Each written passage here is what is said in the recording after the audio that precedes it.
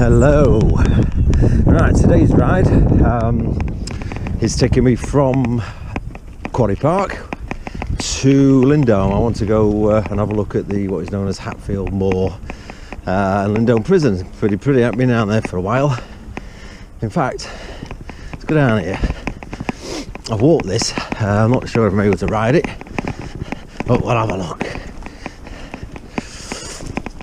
Oh, I put some extra layers on this morning. It's a bit nippy.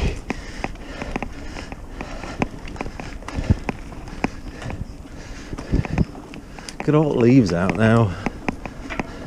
Makes such a difference.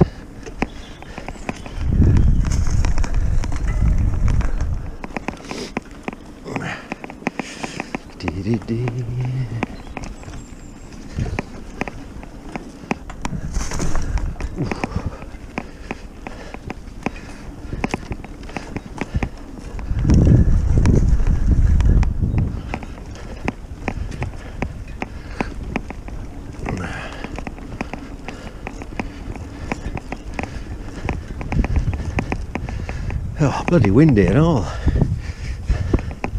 There's another challenge up sometime. Don't think that's too bad, that one. Easy. Now this is bloody challenging. When I get up here, I've walked it and that was a bit precarious. I've seen kids on the bike, so I'm no kid. But I'll have a go. Oh. Right, here's the precarious thing. Ah, shit. Ooh. Oh well, nearly. Get down, boy. Oh, well, at least I didn't come off. Oh, and this will bring me to the staircase challenge that I did a while back.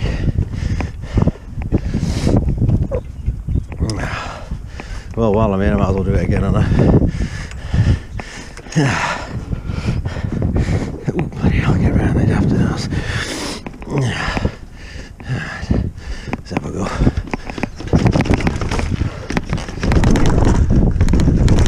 Not too bad.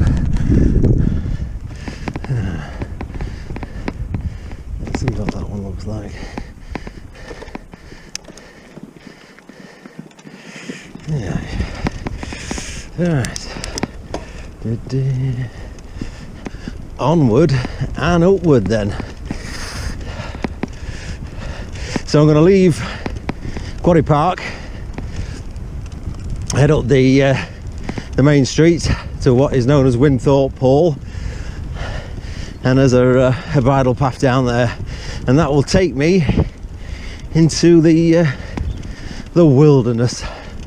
And from then on, I think all the way up to Lindholme, it's just country lanes.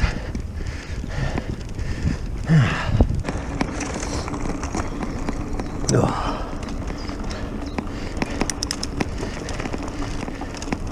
Well, I don't know if you can hear that, but it's such a bloody racket. I had to stop and see what that is. I've just been messing about with my mudguard, thinking it was a mudguard catching. Let's have a stop here. Have a stop. Now, oh my god, what's that chuffing thing? Oh god. Shredded. Yeah. That bloody stick. Right. That's better than a broken mudguard. Right, you are then. Let's go. Where's my dog? Fetch. Right. Onward. Onward. Right, thank you for all the subscriptions. I did get a message from one of my national subscribers from Somerset. Hello, Jim. Now, Jim asked a question. What bike am I riding? Well, I'm riding. In fact, I will post a picture, an image of my bike, so all can see.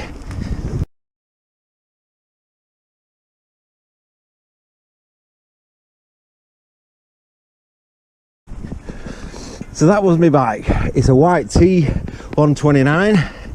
I got it 2014. Shortly after made redundant, I thought I'd spend some of that redundancy on a decent bike. I was riding a fixed rigid Claude Butler 26-inch wheel. One day I was out with my mate Chris, and we were stuck at a railway crossing. Chris on his new 29-inch bike was chatting away to this cyclist. He looked at me in disbelief and turned around and said, "You'll be due for an upgrade, won't you?" Oh, God, I'd have to bite my tongue. Chris were laughing. So from that day onwards, I just like looked about. As for the type of bike, Jim, well, this is a full suspension. For the amount of money that I spent, roughly £2,000, I wanted a bike that could do virtually anything that I wanted to do. And at the time, I was just doing cross-country, bridleways, tracks, woods, fields, etc. But I thought if I ever advance, then I can use the same bike. So I got this T129. I think I got it from J.E. James at Rotherham, actually. Back end when sales were on, and I got it a bit cheaper. 29-inch wheels. I went for 29-inch wheels because of the nature of what I was doing. It just rides over bumps a lot easier, and I'm led to believe you don't have to pedal so much because you've got bigger wheels. It does ride the bumps a lot better, it does roll a lot better, and it's great for this type of terrain. Having said that though, this type of terrain, you can ride any bike. Obviously with the bumps you just have to persevere with it, get off your seat, etc. to absorb it. But we're not talking technical here, you know. Many of these would be classed as light green with a bit of blue sometimes, but that's my own discretion of whether I do certain things or not, just like I did at Quarry Park just a few moments ago. Okay, right, so I am going to get up to the next path. Oh, now usually, this is another reason why I came around here, with all this ruralness and fields and whatnot, we do get quite a bit of deer. Magnificent to see, but every time I expect to see one, like today, don't see one. Obviously they keep the distance, they're wild, and they populate this area. But when I do see one, I always think of it as a bit of a message for me from Mother Nature. Keeps me sweet, keeps me smiling. Alright, but you never know on this journey. Got some miles to go, I think about 12, 14. It's in the terrain that these deers roam. So we might catch one, hopefully. Now another question, again from my Somerset subscriber Jim, asked me why I do this type of biking. Well, I started probably in my 40s, I'm now 52. I was bought a bike off a wife's friend, and I just thought it'd be nice just to get out there, relive my youth a little bit. So I just did bits and pieces. I didn't bother them for a while, and then made redundant. I started exploring. I wouldn't say I got addicted to it, but I really enjoyed plotting and finding routes, and it was just good. I think half the enjoyment was just looking on Google Maps, getting excited, particularly at the time I was going out with my mate Chris. So I always needed to find another place to go and visit. It was all new to me. But then probably in the last 4 years went down with that fibromyalgia and MS, was it chronic fatigue syndrome? Very debilitating. No energy, just shit really. Made my life miserable. I lost interest. Not only did I lose interest, I just knew I couldn't even get it. I couldn't even get the bloody bike out of the garage. It was that bad. So I just lost all will of doing anything, which don't bode well, but under the circumstances when your body's knackered, there's not a lot you can do. Okay, a couple of walkers. Hello. So if you know anybody with this 5.0, just be a little patient with them. They're not making it up. It's just pain that you just can't really describe. It's not a natural pain, it's frigging horrible. Anyway, with a few sessions and good diet and raising my spirits and some key people that have helped me, you know, I've managed to get rid of fibro. The ME comes back now and then, but I started summer, just started watching the and I started feeling a bit better, started watching the channels that I put in the description in the last video, particularly Dave Genvy, Trail Finder, and more recently Mark from Gib MTB. And I just thought, well, I can't be arsed going local. I need that motivation. So I started tracking their rides, and I ended up buying another bike. Halfords were having a sale. You bring in a scooter and helmet, something, get 20% off. So I think it was a year ago that I bought that bike with the intention of actually getting out to Sherwood Pines, Dolby Forest, and learning to do, I wouldn't say extreme, but mountain stuff. So I went on a couple of courses, realised that what I was doing or what I could manage on these places, I already knew, but it gave me a great deal of confidence knowing what I was doing was correct. And then started up again, doing local really. And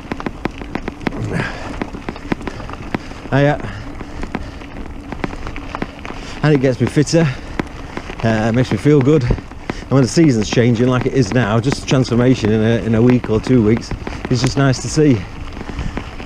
So Jim, I ride these routes. 1, the local. 2, I don't have to go very far. 3, although I live in Doncaster and it is, you would think it's very urbanised, but when you look closely on the maps, there's a hell of a lot of countryside that you can visit in close proximity that I didn't realise that it was there. And I can get a 1 hour, 2 hour ride in when I've got the time.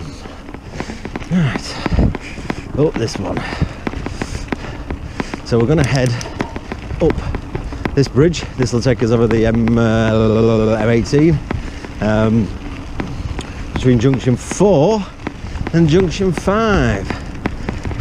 It's a farmer's hill, farmer's bridge, sorry. Right, let's get up here. Give it some welly. Come on. Up, up, up, up, up, up. Up, up, up.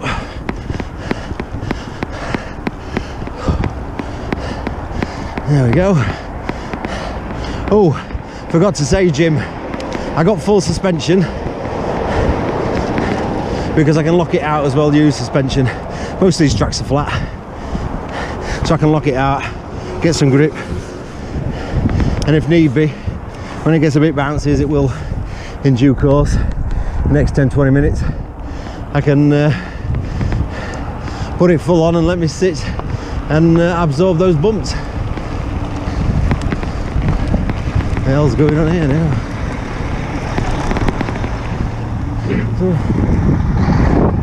Oh, what the hell's going on here? Cheers, fella. There you go. There's always something going on. Better not be bloody building. Okay, so the big blue building, IKEA. That's junction 4, Thorpe.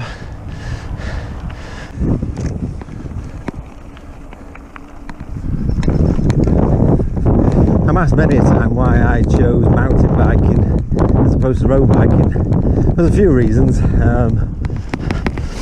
I think, well, no particular order, but let's say number 1, I just ain't got room in the bloody garage. So that means I'll never get one, which is good from my point of view. 2, I'm not really keen on roads. I know I have to use roads, but God, it scares me senseless. The number of times that cars have nearly caught me or hit me, turned into me, you know, it's not as though these bikes are skinny. And I'm not, and I do wear some high-vis stuff as well, but you know, they're always going to come out on top, literally. And thirdly, I would have never have ever got to explore my local area on a road bike.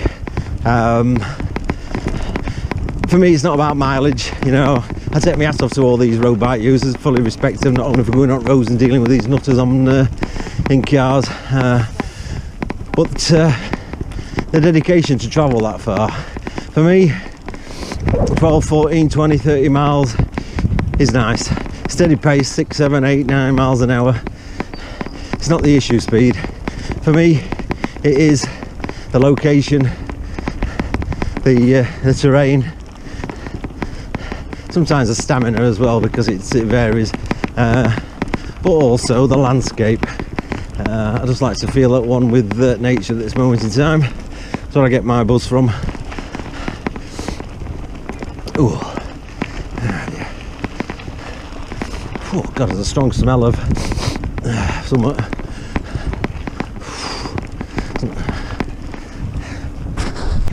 Now, the last time I came down here was with my mate Noel. It was January. It was a cloudy day. I had my waterproofs on, mainly because of all the bloody mud,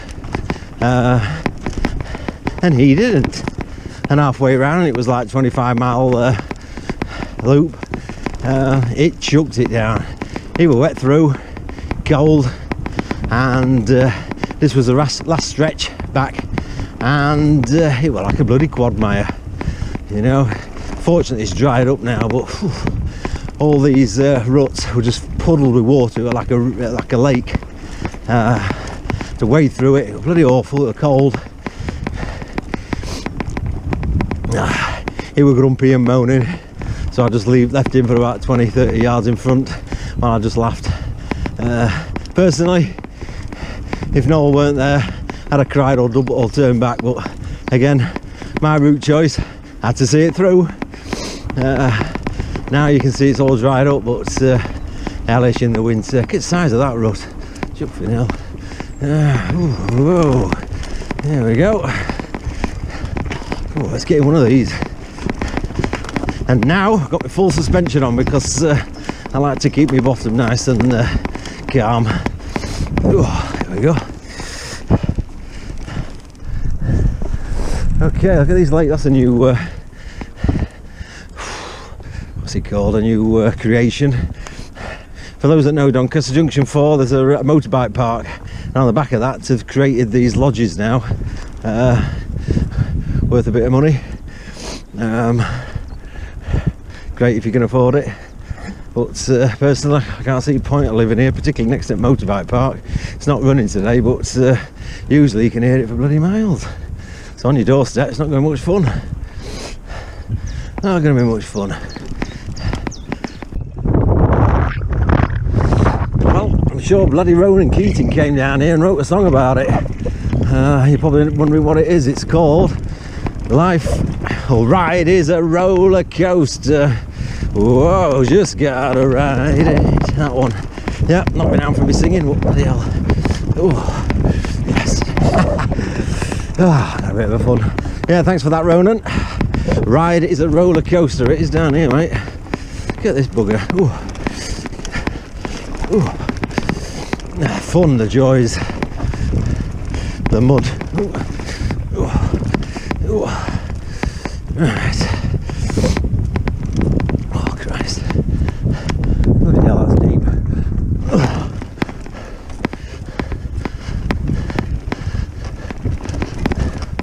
Let's get on flat.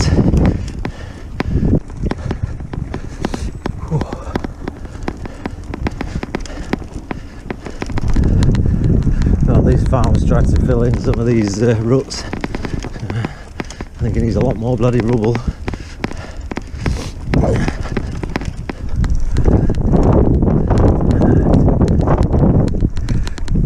We should just be not far from the main Lindholme Road.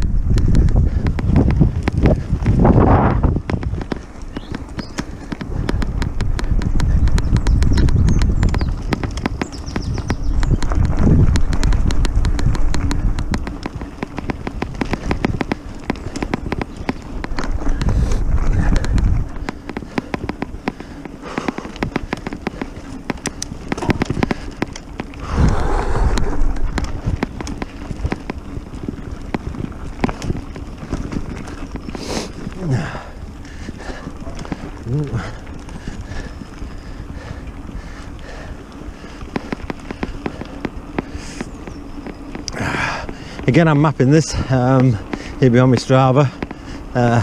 Go find it if you want to do it. Even some of it. Or just have a look, see where I've been. You know, if it inspires you, brilliant. If it entertains you, brilliant. If neither, don't bother coming back. But no.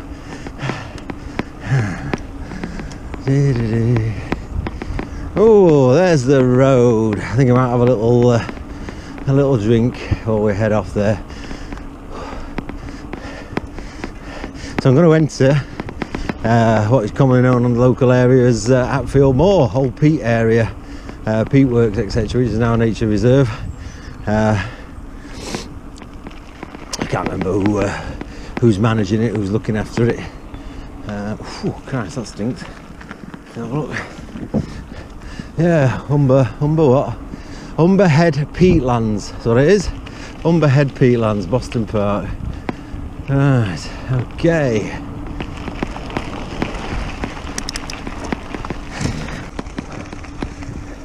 It's been a while since I've been here. What's that building then? That building, whenever that, it was a car park.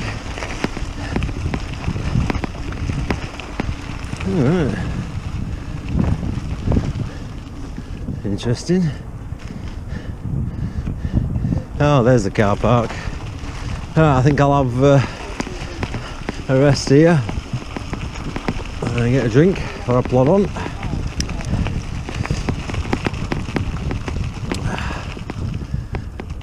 Okay.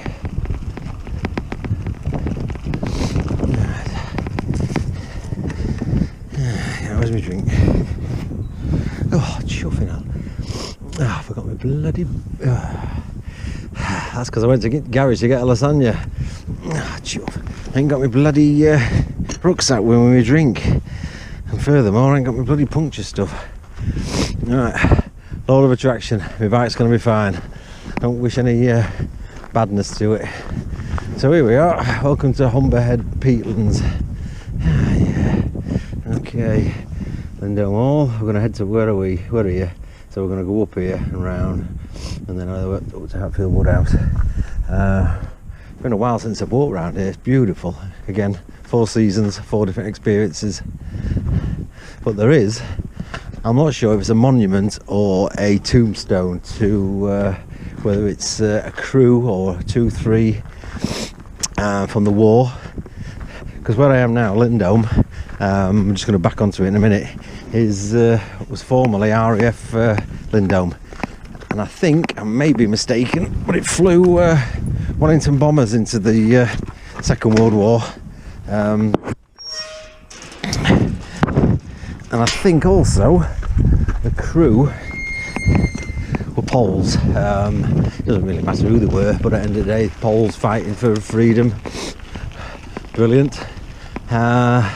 But to lose lives, particularly when you're just so close to home, I'm assuming they were flying back. But nevertheless, accidents killed them. I don't know the ins and outs, I really need to research it, but the tomb is over there, and that is peatland. Beautiful bog, peatland moor, and they're buried there, I think, or the tomb of it all. If you check it out, air crash, Second World War, Lindholme, RAF Lindholme, Hatfield Woodhouse. Now it is a nice, lovely walk around here, quiet, lots to see. I think they do trails or something. Volunteers do trails, so you can look at the wildlife, the foliage, even bloody mushrooms. I think last time I heard a guy was going through looking at fungi. Unfortunately, he didn't fit the prescription because he looked miserable. But hey ho. But it's nice to come here. You can only cycle on this path through it, but it's nice. It's nice. God, I'm annoyed about my bloody rucksack every drink. Not a lot I can do about it.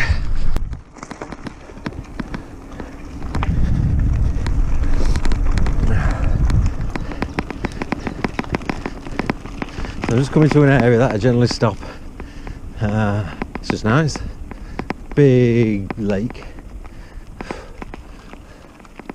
Have a look around.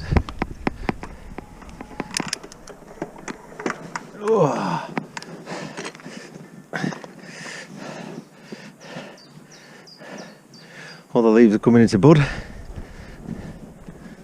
Summertime's beautiful. Get the sunshine on the lake here. And obviously you got autumn where the leaves are turning, the different colours. It's nice. It's nice.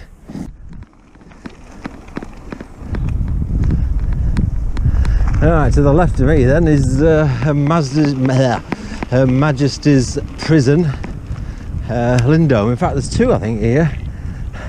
It was an old RAF base.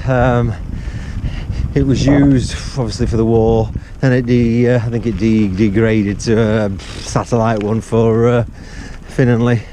Then it was taken over by the army. I'm not sure if it's in the 90s or late 80s, but it was taken over by the Home Office and created a prison. Two prisons. There's Moorlands and Lindholme. I think Moorland is for the more severe crimes. I'm not sure what category it is. But two prisons in close proximity on the same site, RAF Lindholme. You can see the bloody big fence. You know, I always think someone's going to be chucking some dead animals over with drugs or something. Never seen it yet.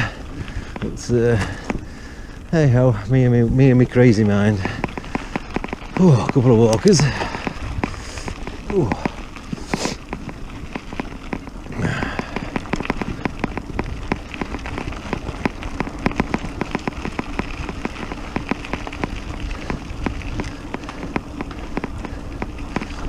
Hello.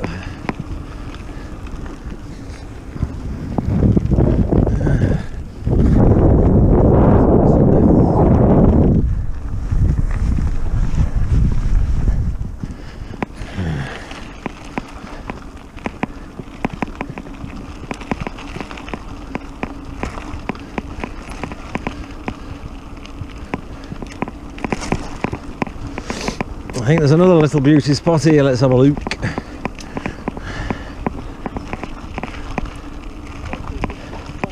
I get a different perspective of the lake.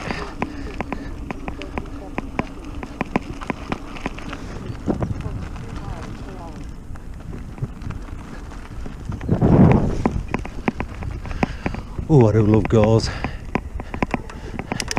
I didn't realise it smelled like coconut until I had a good whiff of it. Beautiful stuff. Right.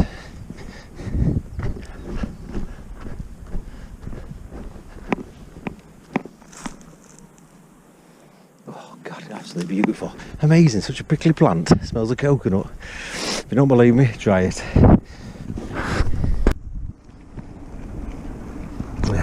I was asked what equipment, clothing wise, do I ride? Well, the jacket that I'm wearing here, it's waterproof. It's got a fleece liner in it. By no means a mountain bike jacket. I'm not paying that silly money. I got it from Screwfix. It's a builder's jacket, 20 quid. does job. Keeps me warm, keeps me dry. I wear in the summertime shorts, padded shorts. I get them from Soccer Sport, you know. I think they're Muddy Fox. They're not dear, 10 quid. Again, cheap enough for me. But saddles, they give you a bit of crotch rot, don't they? It's so bloody arse. So you need a bit of padding on it. This time of year it's a bit nippy. I've got my long trousers on, but come summer shorts will be on. But if it weren't for the hard seats, I wouldn't be wearing cycling shorts, to be fair. But you've got to have a bit of comfort. Gloves, Muddy Fox, again, Soccer Sport, 5 quid maximum. I think I got some cycling glasses for about £1 from Wish. That annoying internet shop, that shit comes from China, but it takes 3 months, but at the end of the day it was £1, probably about £3 postage and packing. And my helmet, I think I got that from Soccer Sport and all. So oh, the only real thing that I purchased was, oh Christ, can you see? Oh, not bloody see that. Oh, can't do that. Fucking hell, that hurt my leg. Proper mountain bike trainers, shoes. Because my pedals, I got studs on them. I needed something with grip. I think I paid about 80 quid for them from J.E. James in Rotherham shop. But if you're just going local, just dress accordingly, you know. It's not really worth going spending fortunes. You know, if you've got a waterproof coat, wear it. Sometimes I wear waterproof leggings if it's been wet through and chucking it down, but you just get a bit warm in them. They're not Gore-Tex, they're about a tenner, I think, Woody Fox. So they just keep me dry, but I tend not to wear them if I can help it. Let's get through here.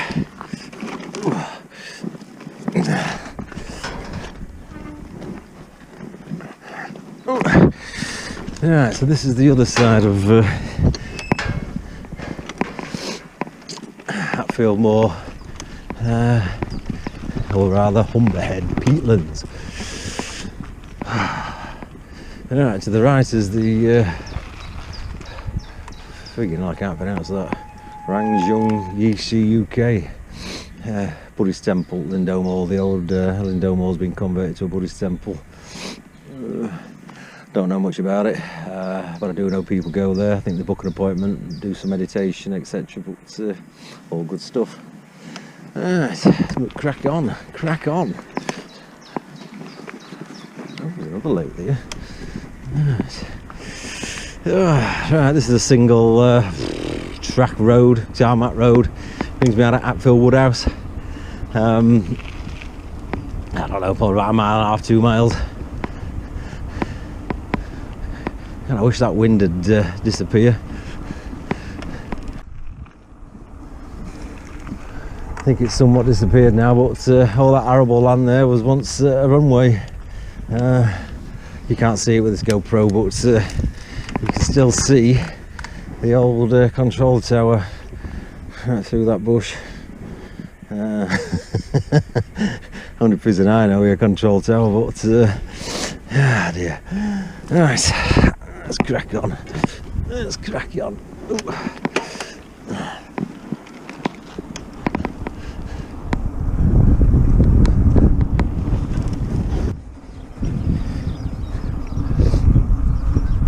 Right, finishing this short road section at the back of Hatfield Woodhouse. I'm going to take this this farmer's track.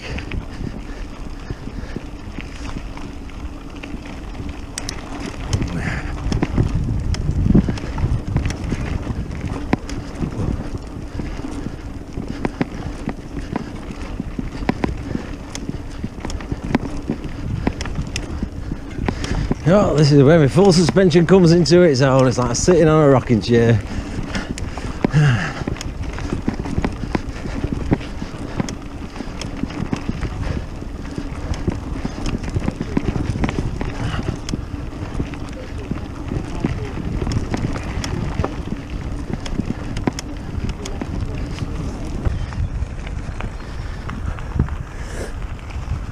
Right. So this is the main Lindholme Road, or Bortree Road as it's called, but it starts at Green Tree, goes all the way to Bortree, passes Lindholme on its route, as well as Finley. I'm going to cross that onto this other path. This will take us onto the A19 where I want to be, and we're just coming out of Hatfield Woodhouse and entering Hatfield now. I'm undecided where I'm going to go. Couple of options, but me knowing me, I will not make my mind up until I actually get there.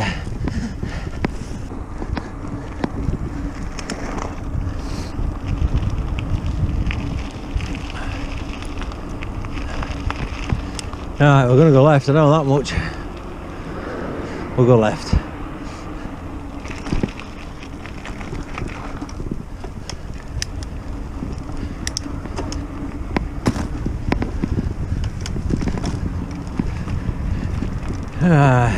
If I go that way, it brings me out at Borstal. I don't want to go that way really. One prison on this ride's enough. Let's have a look further up here. I know there's another little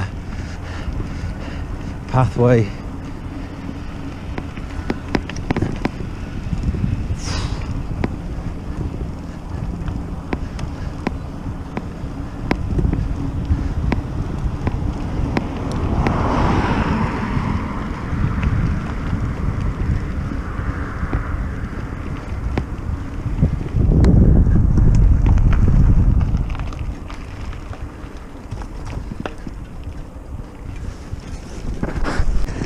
Yeah, I decided to take this path.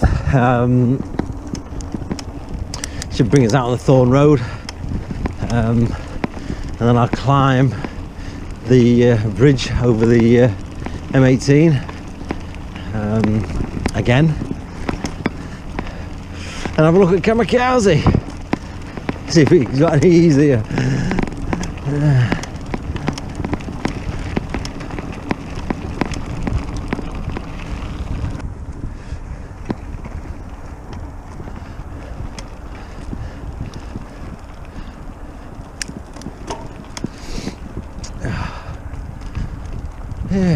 Oh God, what was that?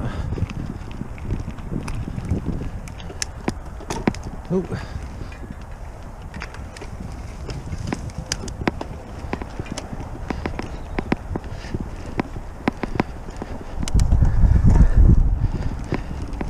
Right, this is a public footpath. I do tend to abide by the nature of these paths, bridleways, footpaths, etc. But you can see, although this is classed as a footpath, you get a bloody marching army down here. Enough room for them and me.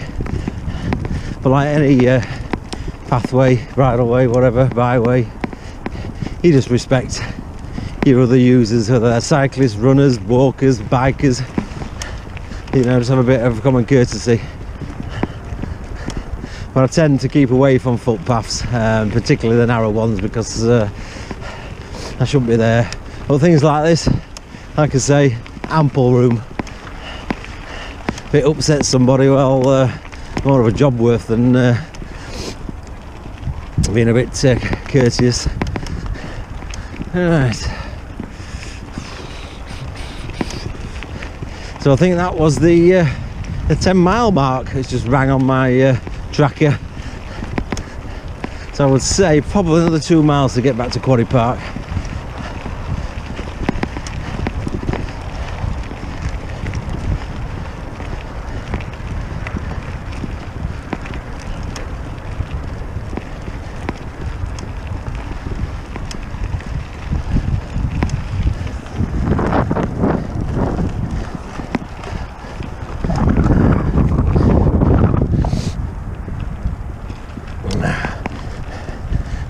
The road in front of the M18, we're going to cross over that. A bit further up it is, I do believe. Oh Christ, a bit further than I imagined.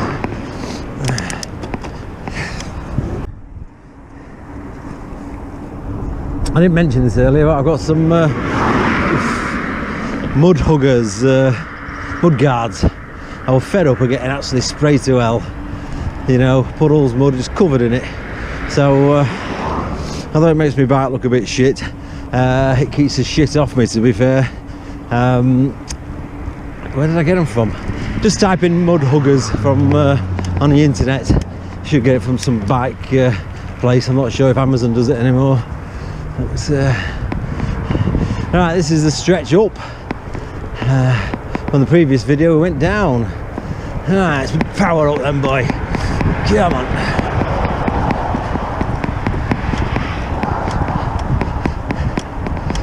There we go.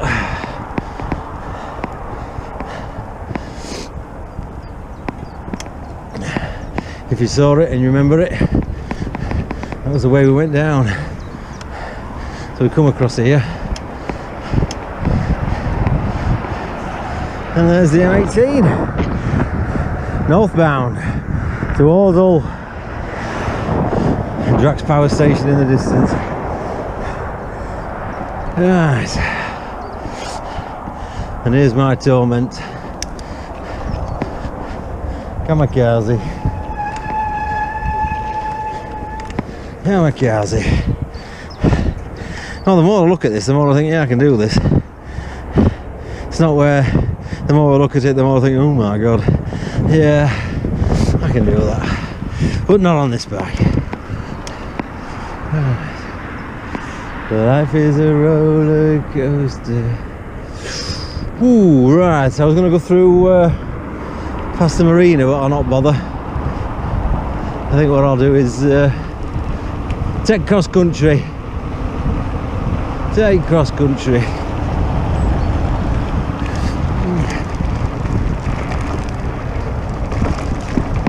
Fucking tippers, eh? Chuffers leaving all that shit there. Fucking hell. Not on. Not on. Just left there, creates a lot of aggro. Bloody farmers get fed up with it all. Farmers then block bloody tracks off then. So it makes it difficult to get down. All that industrial waste as well.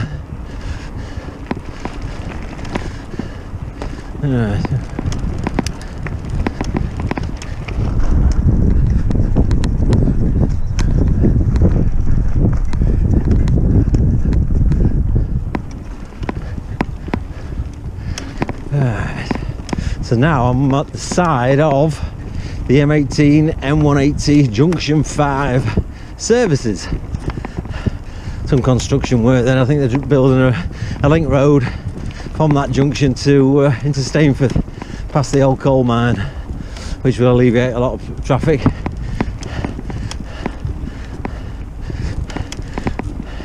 This is all a nature area, designated nature land. I don't know who's responsible for it, but I joined, I think it's Potterick Car in Doncaster, a year's subscription. They give you a book of British nature or something, and in there was round here, along with Thorpe Marsh that I didn't know about, which will be videoed at some point when it dries out. Oh, here we go, a bit of Rowan and Keating for you.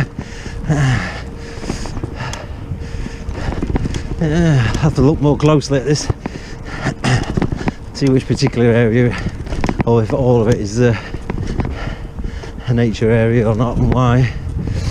Oh god.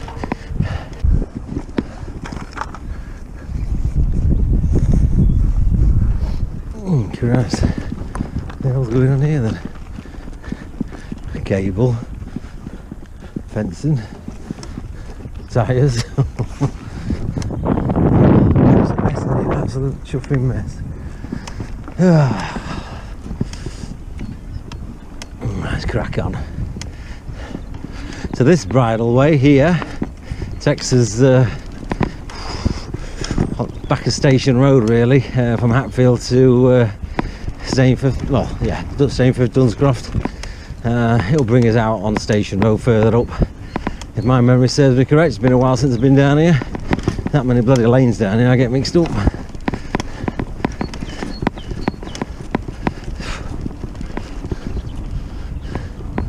Right, that's rickety. Oh, a puddle. Oh shit. Got a bit bloody deep. Christ. Because I got my Mudhuggers on. Ah, there.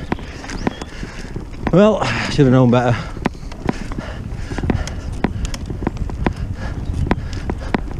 Come on, Donny lad, keep out the bloody mud. Naff line, that, naff line.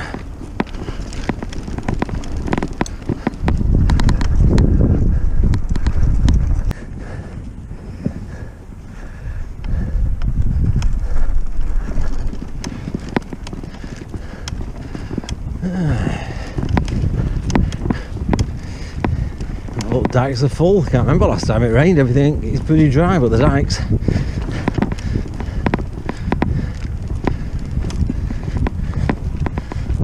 What's it doing there? Ooh, nearly done. Probably a mile and a half. A good guess.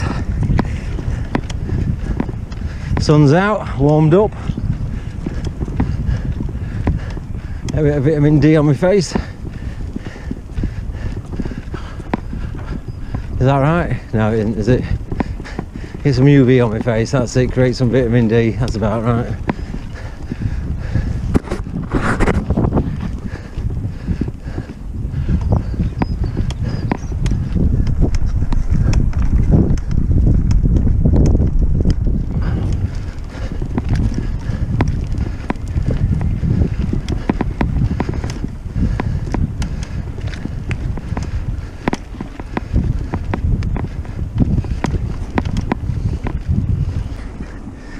Took my gloves off now, been a bit warm.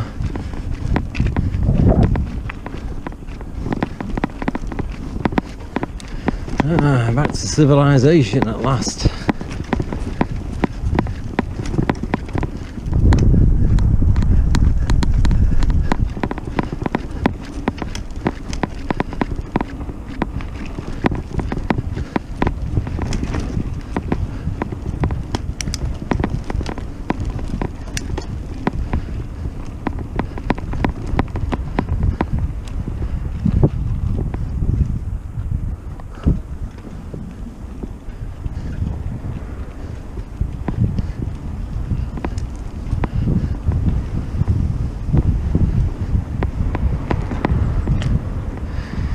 Right, oh, Pudding Lane.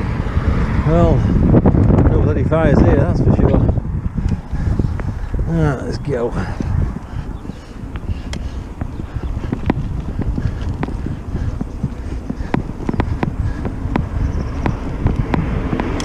I think that's where Great Fire of London was, weren't it? Pudding Lane, 1666. No historian, but it rings a bell. Oh, was that Quasimodo? Not sure.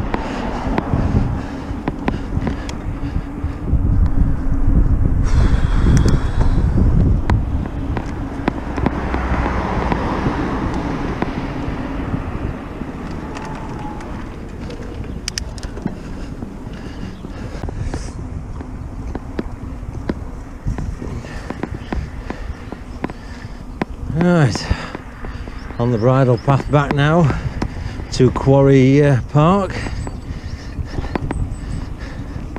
Last stretch, probably about a quarter of a mile.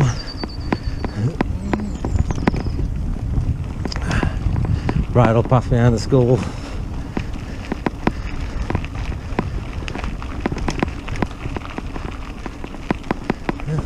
Hello. Hiya. Ooh. Thank you. Alright, I shall end the video there. Thank you for watching.